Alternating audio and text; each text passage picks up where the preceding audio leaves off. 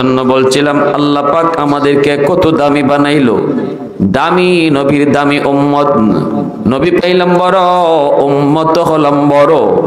ঠিক কিনা জোরে বলেন? নবী পাইলাম বড়, উম্মত বড়। আমার আপনার নবীর ব্যাপারে আল্লাহ পাক বলেন, লাকাদ মান্নাল্লাহু আলাল মুমিনিন ইয বাআসা ফীহিম রাসূলা। ও মুমিনের দল, আমি আল্লাহ তোমাদেরকে যত নিয়ামত দিয়েছি, যতগুলা নিয়ামত তোমাকে দিয়েছি, এই যে সুস্থতার নিয়ামত তুমি পাইছো, সুস্থ দুইটা হাত পাইছো, সুস্থ দুইটা চোখ পাইছো, সুস্থ একটা দিমাগ পেয়েছো, এই যে তুমি এখনো গাছ থেকে ফুল পাও, ফল পাও, জমিন থেকে তুমি ফসল পাও, সূর্য এখনো পূর্ব দিকে উঠে পশ্চিম দিকে অস্ত যায়, যত প্রকারের নিয়ামত, যত প্রকারের নিয়ামত তুমি আমি আল্লাহর পক্ষ থেকে পাইছো।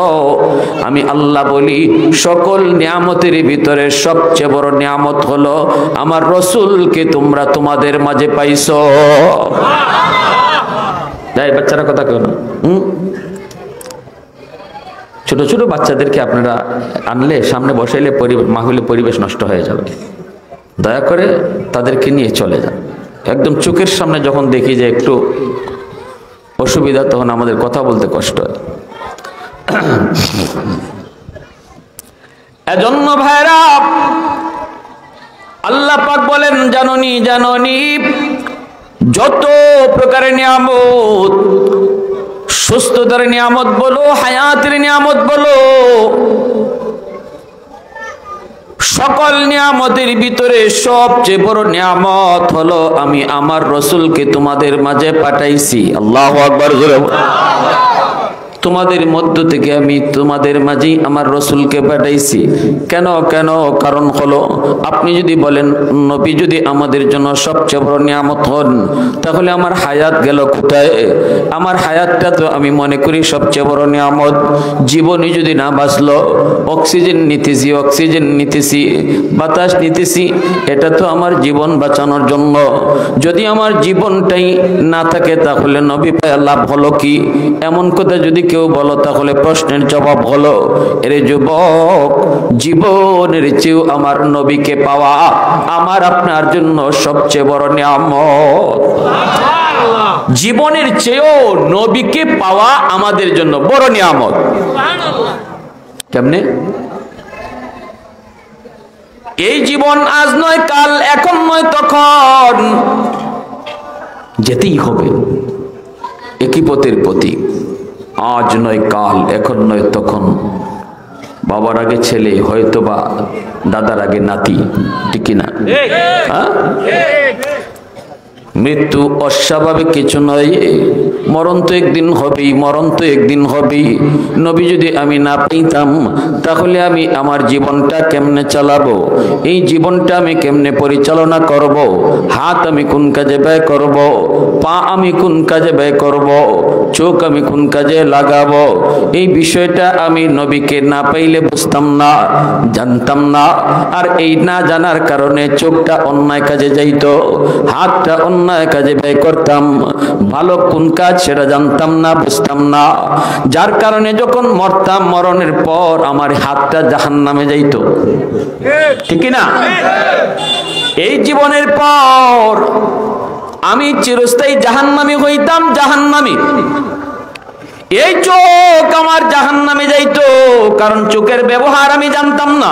নবী পাই না, এই চোখের ব্যবহার কোথায় করব? জানবো কার কাছ থেকে? আমার নবী রহমতের নবী, মায়ের নবী, আশার দ্বারা, পাওয়ার দ্বারা, নবীর মাধ্যমে আমরা আমাদের জীবন কোন কাজে ব্যয় করব, কোন পথে চালাবো, সেটা আমরা শিখলাম, বুঝলাম, দেখলাম। ঠিক কিনা জোরে বলেন? হাতটা কোন কাজে ব্যয় করব, সেটাও বুঝলাম, দেখলাম। চোখটা কোন কাজে ব্যয় করব, দেখলাম, বুঝলাম। আর এই দেখা আর বোঝার কারণে চোখটা জান্নাতি হলো, হাতটা আমার জান্নাতি হলো, দেহটা আমার জান্নাতি হলো। মরণের পর আমি জাহান্নামী না জান্নাতি হলাম নবীকে পাওয়ার কারণে। এজন্য জীবনটা বড় নিয়ামত নয়, সবচেয়ে বড় নিয়ামত হলো নবীকে পাওয়া। ঠিক না? जो नबियों का नबी हो, जो रसूलों का रसूल हो, जो नबियों का नबी हो, जो रसूलों का रसूल हो।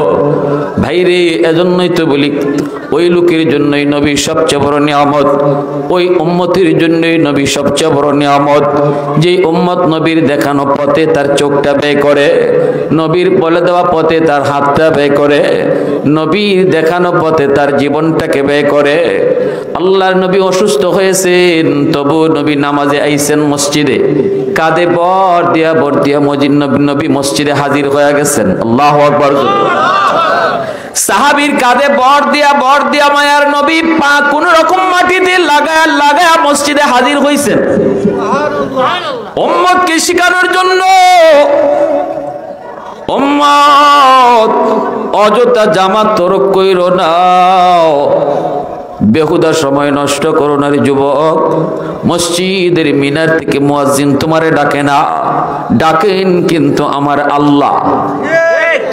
এজন্য তোমার নবী দয়ার নবী যখন 50 ওয়াক্ত নামাজ লই আল্লাহর কাছ থেকে আয়, ও মালিক তোমার সাথে দেখা করলাম, আল্লাহ তোমার সাথে কথা বললাম, কিন্তু আমার উম্মত কেমন করে তোমার সাথে কথা বলবি? আল্লাহ পাক বলতেছেন যাও বন্ধু, নামাজ দিয়া দিলাম 50 ওয়াক্ত। এই নামাজ হলো তোমার উম্মতের জন্য মেরাজ।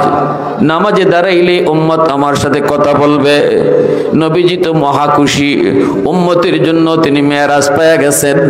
নবী তো আমার আপনার পাগল, নবীজি 50 ওয়াক্ত নামাজ পেয়ে পাগল, অনেক অনেক খুশি, অনেক খুশি। নবী চলে আসতেছেন, হুশই নাই, খুশির চোটে হুশ নাই, নামাজে 50 ওয়াক্ত। বুঝছেন নি? আমরা অনেক সময় বেশি খুশি থেকে স্বাভাবিক জ্ঞান, স্বাভাবিক হুশ থাকে না। আল্লাহ নবী তো খুব খুশি, আল্লাহ দিনে 50 বার আমার উম্মতের সাথে আল্লাহর কথা হইব। নবী চইলা যায়, আল্লাহ পাক কয় মুসা,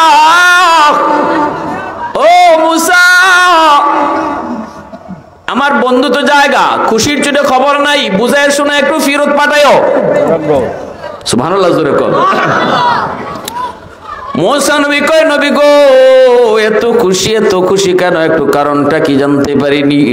নবীজি বলতেছেন আল্লাহ আমার সাথে যেমন কথা বলছে, আমার উম্মতের সাথে আল্লাহ কথা বলবে, ব্যবস্থা আল্লাহ দিয়েছে বলে কি কয় নামাজ। মুসা নবী কয় কত ওয়াক্ত? কয় 50 ওয়াক্ত। মুসা নবী কয় ইন্না লিল্লাহ, হুজুর আপনি এটা করলেন কি? শেষ জমানার উম্মত হলো আপনার উম্মত, এরা দিনও 50 ওয়াক্ত নামাজ কেমনে আদায় করব? খাইব কখন, ঘুমাইব কখন? না না হুজুর, এটা আপনি একটু বুঝে দেখেন, 50 ওয়াক্ত নামাজ তারা আপনার উম্মত পারবে না, কঠিন হবে। আমার উম্মত 2 ওয়াক্ত নামাজ দিনও পড়তে পারছে না। এই কথা বলতে আল্লাহর নবীর একটু হুঁশ ফিরছে। কথা তো ঠিক হই, কথা তো তাড়াতাড়ি যায় গিয়ে আল্লাহ কাছে কমাই লিয়ে। আল্লাহ নবী আইসেন, আইসে আল্লাহ কয় বন্ধু কেন আইছো? নবী কয় আল্লাহ বেশি হয়ে গেছে, কমায় দেও। আল্লাহ কয় যাও 5 ওয়াক্ত কমায় দিলাম। 50 থেকে কয় ওয়াক্ত? নবীজি 5 ওয়াক্ত কমানোর পর নবী খুশি আইতেছেন। আল্লাহ পাক কয় মুসা রে, আমার বন্ধু যতক্ষণ আয় আর যায় আমার বালা লাগে, বুঝায় শোনায় আবার ফিরত পাঠায়ও। সুবহানাল্লাহ জোরে কোন না। মায়ার মানুষ, মোহব্বতের মানুষ যতক্ষণ কাছে থাকে ততক্ষণ বালা লাগেনি না লাগে, কথাও ভাল লাগে, ঠিক না? মুসা নবী কয় নবী গো কমছে নি? কয় কমছে। কয় ওয়াক্ত? কয় 5 ওয়াক্ত। মুসা নবী কয় না না গো নবী, হয় না, 5 ওয়াক্ত কমাইলে হবে না, 45 ওয়াক্ত তারা দিনও আদায় করতে পারবে না, আরো কমায় নিয়ে আসেন। এইবার নবীজি আবারও গেলেন। আল্লাহ কয় বন্ধু কেন আইছো? এই যে কইতেছে বন্ধু কেন আইছো, এই কথাটা কইব আর নবী কইব, এই জন্য আইছি। এটা শুনবার লাগে আল্লাহ বারবার নিতেছে আর আনাইতেছে। সুবহানাল্লাহ জোরে কন। নাইলে আল্লাহ একবারে পারে না 45 ওয়াক্ত কমাই দিলেই তো। নবীরে 9 বার নেওয়ানির অর্থটা কি? দেখবার লাগে, বারবার দেখতো, বারবার বন্ধুরে দেখতো, বারবার বন্ধুর সাথে কথা কইতো। 5 ওয়াক্ত আরো কমানো হয়। আল্লাহ কয় মুসা জায়গা তো বন্ধু জায়গা, আবার ফিরত পাঠায়ও। মুসা নবী কয় না গো নবী হবে না, আরো কমায় নিয়ে আসেন, আরো কমায় নিয়ে আসেন। এইভাবে নবীজি 9 বার আইলেন আর গেলেন। আল্লাহ পাক 5 করে 5 নং 45 45 ওয়াক্ত আল্লাহ পাক কমায় দিলেন। রইল কয় ওয়াক্ত? এই 5 ওয়াক্ত লইয়া যখন নবী আয় তখন আল্লাহ কয় মুসা রে বন্ধুরে যত দেখি ততই দেখতে মন চায়, যত কথা কই ততই কথা কইতে মন চায়, আবারও যদি পারো বোঝায়া শোনায়া ফাটায়া দিও। মুসা নবী কয় নবী গো ওগো আল্লাহর নবী হয় না, এই 5 ওয়াক্ত আপনার উম্মতের জন্য বড় কষ্ট হয়ে যাবে, আপনি একটু যান কমায় নিয়ে আসেন। কিন্তু আমার আপনার নবী কয় আমি আর যাইতাম না, যতবার গেছি আল্লাহ কমাইছে 5 ওয়াক্ত কইরা রইছে, এখন মাত্র 5 ওয়াক্ত। এখন যদি যাই আর আল্লাহ 5 কইরা আগের মতোই 5 কইরা কমাইতে থাকই না, অতএব না না আমি আর যাইতাম না, এখন আর আমি যাইতাম না, এই 5 লইয়ে যাইমু। মুসা নবী তিনি কয় নবী গো যান যান, আমি ইশারা পাইছি। সুবহানাল্লাহ করুন। খালি হাতে ফিরত আল্লাহ দিত না, খালি হাতে ফিরত দিত না, আপনি যান। এইবার নবী কয় আমি যে এখন যাইমু, গেলে পরে আল্লাহ যদি আমার এই জায়গায় বন্ধু কেন আইসো, এখন যদি কই আল্লাহ একটু কমাও 5 করে যদি কমায় দেয় তো এখন আমি কি করবো? মুসা নবী বুদ্ধি শিখায় দেয়, আল্লাহ যদি জায়গায় কেন আইসো তখন আপনি কইেন আল্লাহ এতক্ষণ পর্যন্ত আমি আইছি, আমি কইছি কেন আইছি, এখন আমি কেন আইছি তুমি কও। আর আস্তে কোন সুবহানাল্লাহ, কথা বুঝেননি আপনারা আমার? তো হা না হু হা করেন, মত দিয়েন আল্লাহ এতক্ষণ আমি আইছি কইছি আমি কেন আইছি, এখন কেন আইছি এটা তুমি কও। এই অন্তরের খবর আল্লাহ জানেন না জানে না? অন্তরের খবর জানার মালিক কে? দয়াল বাবা হগলে কয় না বাবা, অন্তরের খবর জানে কে? দয়াল বাবা, কিবলা বাবা, খাজা বাবা, জটা শাহ, ল্যাংটা শাহ, কোনো বাবাই জানে না। অন্তরের খবর জানে শুধু একমাত্র আল্লাহু আলিমুম বিদাতিস সুদূর।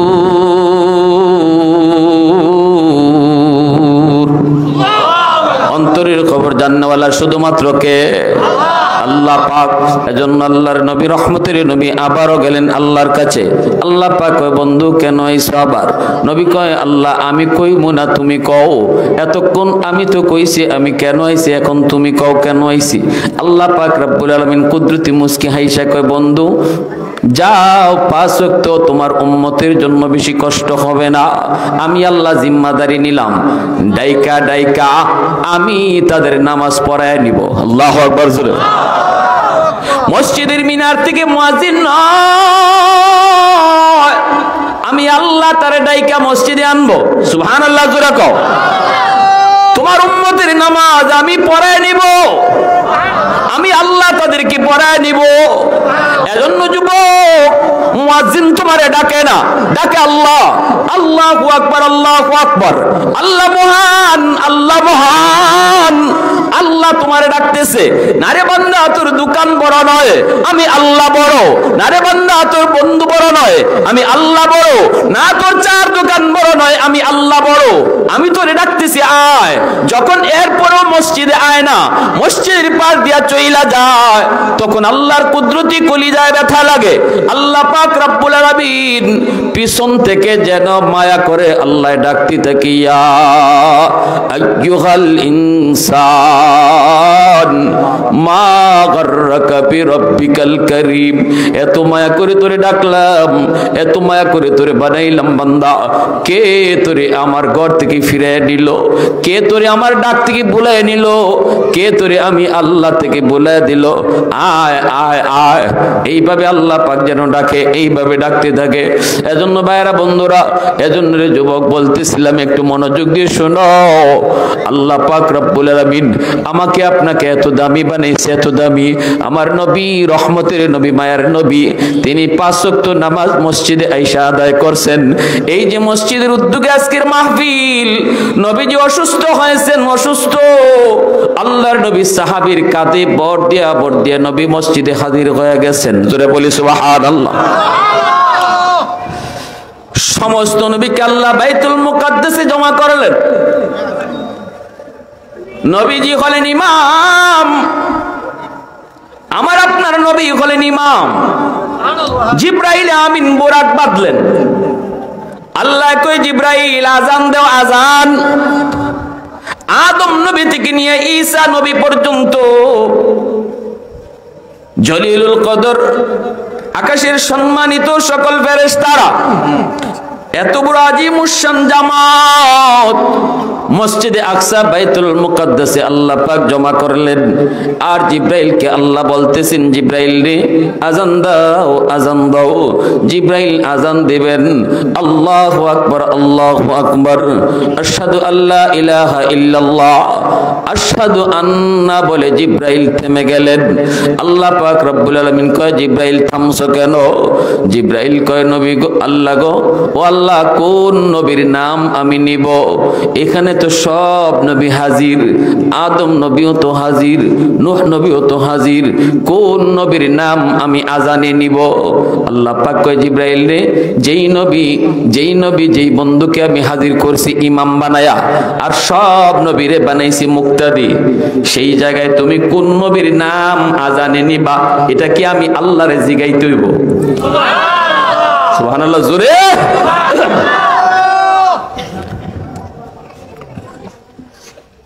জিব্রাইল, আজ এত বড় আজিমুশ শান জামাতের ইমাম হবে আমার বন্ধু। আর আদম থেকে নিয়ে ঈসা নবী, সব নবী হবে তার পিছনে মুক্তাদি। অতএব আজানের মধ্যে আমার বন্ধুর নাম উচ্চারণ করো। আশহাদু আন্না মুহাম্মাদার রাসূলুল্লাহ। আমার আপনার নবী রহমতের নবীর নাম আজানের মধ্যে উচ্চারণ হয়ে গেল। ভাইরা বন্ধুরা, এরপরে দেখা যায় নবী কি আল্লাহ পাক রব্বুল আলামিন কই, জিব্রাইল যাও সকল নবীকে বলো, সবাইকে বলো মসজিদের ভিতরে খাতার বন্দি হবে, 2 রাকাত নামাজ আদায় হবে। জিব্রাইল আমিন মায়ার নবী সহ জলিলুল কদর সকল পয়গম্বর সামনের কাতারে দাঁড়াইছেন। এরে যুবক, একটু দিল দিয়ে লাগায়া কথাগুলি শোনো। কত বড় নবীর উম্মত তুমি, কত বড় নবীর উম্মত। একটু দিলটা লাগায় কথাগুলা শোনো, কথাগুলা বুঝো। কেন আজকে তোমার মাঝে আমার নবীর রং নাই? কেন আজকে তোমার আমার মাঝে আমার নবীর আদর্শ নাই? একটু বুঝো। এ যুবক, আমার নবী রহমতের নবী সামনের কাতারে দাঁড়ানো। নবীজি বলেন, আমি দেখতেছি জিব্রাইল একামত দেওয়া শুরু করে দিলেন, অথচ ইমাম কে হবে কেউ জানে না। কারো কোনো খবর নাই, ইমাম সাহেব কেডা হইব কেউ জানে না। একামত শুরু হয়ে গেছে। একামত শেষ হওয়ার পরে আল্লাহর নবী জিব্রাইল আমিনকে বলে, ভাই জিব্রাইল, ইমাম কই? সাথে সাথে জিব্রাইল আমিন মায়ার নবী, দয়ার নবীর নরম হাতের মধ্যে দইরা মুচকি হাসি দিয়া কয়, নবী গো, এত বড় আজিমুশ শান জামাতের ইমামতি আজকে আল্লাহ পাক আপনাকেই দান করেছে। আল্লাহু আকবার, জোরে। সব নবী হবে আপনার পিছনে আজকে মুক্তাদি, আপনি হবেন মুক্তাদা।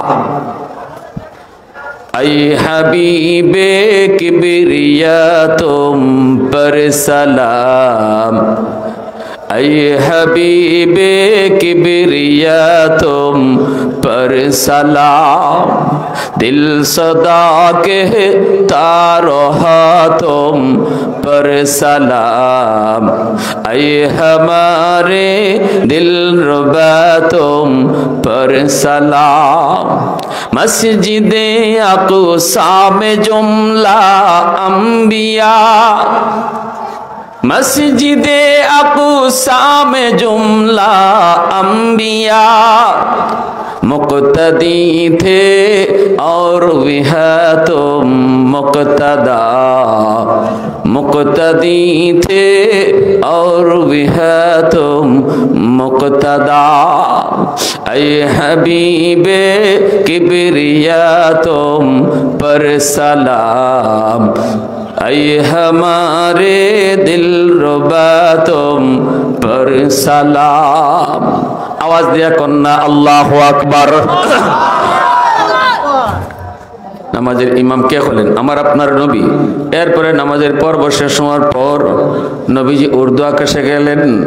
ভাইরা বন্ধুরা, খাসাইসুল কুবরা নামক কিতাবের ভিতরে লিখেন, এই যুবক রোম সম্রাটের কাছে আমার নবী যখন কালেমার দাওয়াত দিয়ে পত্র লিখেন, রোম সম্রাট নবীর কালেমার দাওয়াত পেয়ে আমার নবী সম্পর্কে জিজ্ঞাসা করার জন্য মক্কার কোনো একজন মানুষকে খুঁজতে লাগলো। রোমে কোনো মক্কার মানুষ আসেনি, একটু তালাশ করো। খুঁজে খুঁজে তারা পেয়ে গেল, নাম হলো আবু সুফিয়ান। মক্কার কাফিরদের লিডার আবু সুফিয়ান তখন রোমে ছিল। ওই আবু সুফিয়ানকে ধরে তারা রোমের বাদশার কাছে নিয়ে হাজির করলো। রোমের বাদশা জিজ্ঞেস করে, মিয়া বাড়ি কোথায়? কয় বাড়ি হলো মক্কায়। মুহাম্মদকে চিনোনি? কয় ভালো করে চিনি। আল্লাহ নবীর সাথে চরম দুশ্মনী, কঠিন থেকে কঠিন দুশ্মনী আবু সুফিয়ানের। যদিও মায়ার নবী, ইদার নবী, রহমতের নবীর সাথে একটা সম্পর্ক ছিল। কের সম্পর্ক? আত্মীয়তা। নবীজির পবিত্র বিবি উম্মে হাবিবা রাদিয়াল্লাহু তাআলা আনহার বাবা হলো আবু সুফিয়ান। নবীর পবিত্র একজন বিবির বাবা যদি আবু সুফিয়ান হয়, তাহলে আবু সুফিয়ান নবীর কিতা লাগে? বুঝছেন তো? কিন্তু শ্বশুর হইল দামানদের সাথে কঠিন দুশ্মনী। আমার নবীকে হত্যা করার মতো ষড়যন্ত্র আবু সুফিয়ান করেছে, বহুবার করেছে, বহুবার। কিন্তু বেশি বলাও যাবে না, কারণ মক্কা বিজয়ের পর তিনি কালেমা পড়ে মুসলমান হয়ে আবার সাহাবীও হয়েছেন। কিন্তু যখন রোম সম্রাটের দরবারে হাজির করা হয়, তখন নবীর সাথে তার কঠিন থেকে কঠিন দুশ্মনী ছিল। মক্কার কাফেরদের লিডার ছিল আবু সুফিয়ান। রোম সম্রাট তখন ডাক দেয়া কয়, মিয়া বাড়ি কোথায়? কয় বাড়ি হলো মক্কায়।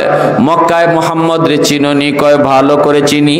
কয় মুহাম্মদের পক্ষ থেকে আমার কাছে কালেমার দাওয়াত দিয়া চিঠি আইছে। এখন আমি যে কালেমা পড়তাম, তারে যে নবী মানতাম, মানুষটা কেমন আগে তো একটু বোঝা দরকার। এজন্য তার এলাকার কোন মানুষকে আমি খুঁজে বের করছি। তুমি তো তার এলাকার, একটু কও তো দেখি মুহাম্মদ কেমন। আবু সুফিয়ান পড়ছে বিপদ। কই এখন নবীরে তো ভালো পায় না, নবীর সাথে তো সম্পর্ক ভালো না, নবীরে তো খারাপ জানে। কিন্তু কেমনে কয় মুহাম্মদ খারাপ? যদি কই মুহাম্মদ খারাপ, মিথ্যাবাদী, তাহলে এটা ডাহা মিছা কথা। ওই যুগের কাফিররাও মিছা কথা কইতে ডরাইতো। বুঝছেন নি? এমন একটা জিতা মিছা কথা কেমনে কই? আরো 10 জন যদি ভাই মক্কার 10 জনে কইব মুহাম্মদ খুব বালা, খুব বালা, আর আমি অত বড় একজন নেতা হইয়া একবারে জিতা মিছা কথাটা কেমনে কই? তার বিবেকে বাচ্ছে। এখন আবার কয়, যদি কই মুহাম্মদ বালা, তাহলে তাও বিপদ। কইব তাহলে মুহাম্মদ রে মানো না কেন? বালা ওই যদি হয় তাহলে মানো না কেন? এটাও তো বিপদ। তো ফাঁকি দিয়া জবাব দিলাই, ফাঁকি দিয়া জবাব দিয়া কয় বালা না খারাপ আমি কিছুই কইব না। মুহাম্মদ সত্য কয় না মিথ্যা কয় তাও বলবো না। তবে একটা ঘটনা শোনাই মুহাম্মদের কথা। এই কথাটা শোনার পর আপনি বুঝবেন সে সত্য বলে না মিথ্যা বলে। রোম সম্রাট কয়, বলো সে কি কয়? কয় সে কইতেছে সে নাকি রাতের অল্প এক সময়ের ভিতরে, অল্প সময়ের ভিতরেই মক্কা থেকে বাইতুল মুকাদ্দাস সফর করে আইছে 1000 মাইল। এখানে নাকি বোরাকের পিঠে সওয়ার হয়ে আসছে এমন একটা জন্তু বোরাক, যেই বোরাকের এক একটা কদম নজর যত দূর তত দূর পর্যন্ত ওই বুরাকের এক কদম, এমন একটা জন্তুর পিঠে উইটে সে নাকি আসছে বাইতুল মুকাদ্দাস। এখানে নাকি 1.5 লক্ষ পয়গম্বরকে আল্লাহ জমা করেছেন, এদের ইমামতি করেছেন মুহাম্মদ।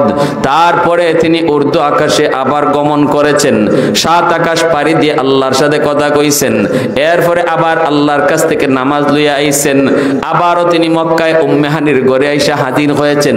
সময় ব্যয় হয়েছে, যেই বিছানা থেকে উঠে গেছেন এই বিছানার গরম এখনো শেষ হয় নাই।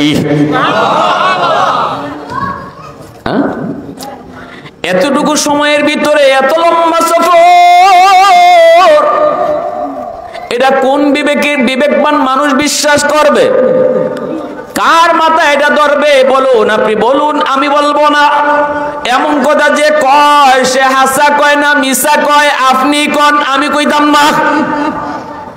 দেখছেন এই নেতাগিরির কথা, বুঝছেন তো?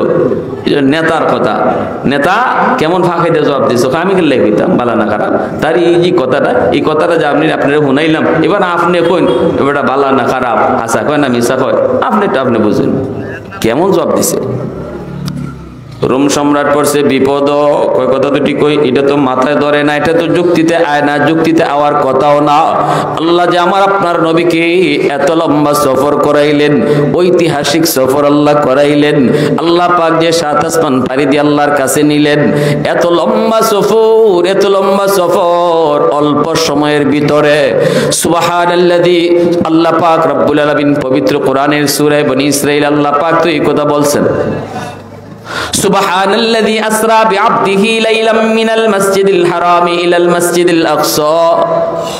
আল্লাহ পাক রব্বুল আলামিন তার বলতেছে, ও দুনিয়ার মানুষেরা শোনো, আমি আমার বন্ধুর এমন একটা ঐতিহাসিক সফর তোমাদেরকে এখন শোনাবো, যেই সফর, যেই ভ্রমণটা তোমাদের যুক্তিতে আসবে না, তোমাদের ব্রেইনে ধরবে না, তোমাদের বিবেক এলাও করবে না, তোমাদের বিবেক সেটাকে ক্যাচ করতে পারবে না, কারণ তোমাদের বিবেক এখানে যে হ্যাং মারবে। কিনা জোরে বলেন? মেমোরিতে যতদূর নেওয়ার ক্ষমতা আছে এর বেশি যদি লোড দিতে চান মোবাইল হ্যাং মারবো, ঠিক না? মোবাইলে কবে আমার সাপোর্ট নেওয়ার ক্ষমতা নাই।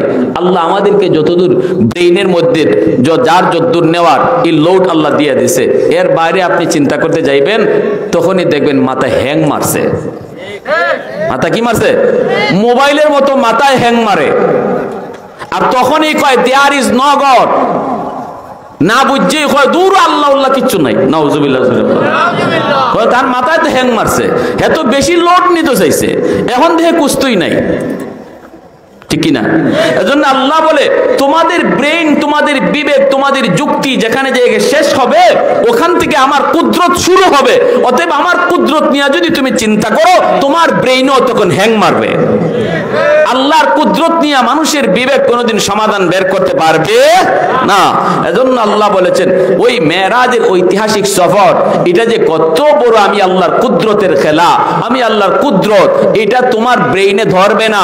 এজন্য এই ঘটনা শোনাইবার আগে আমি আল্লাহ তোমার জবান দিয়ে সুবহানাল্লাহ বের করাইতেছি, আগেই কও সুবহানাল্লাহ। যা এখন বলবো এটা তোমার যুক্তিতে আসবে না, ব্রেইনে আসবে না, বিবেকে আসবে না, তাও তোমার মানতে হবে, কারণ এটা আমার কুদরত।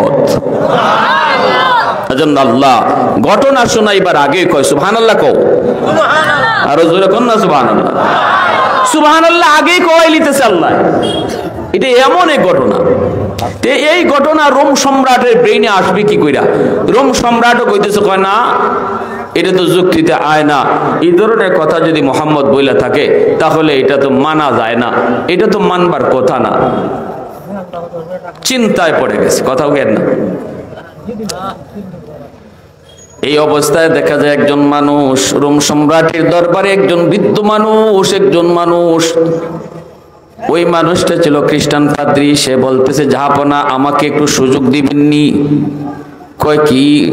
কয় সুযোগ দিবেননি? কয় কি? কয় আমি আরবি ভাইটার একটু প্রশ্ন করব। তখন যে প্রশ্ন করে, ভাই একটা প্রশ্ন করি তোমারে।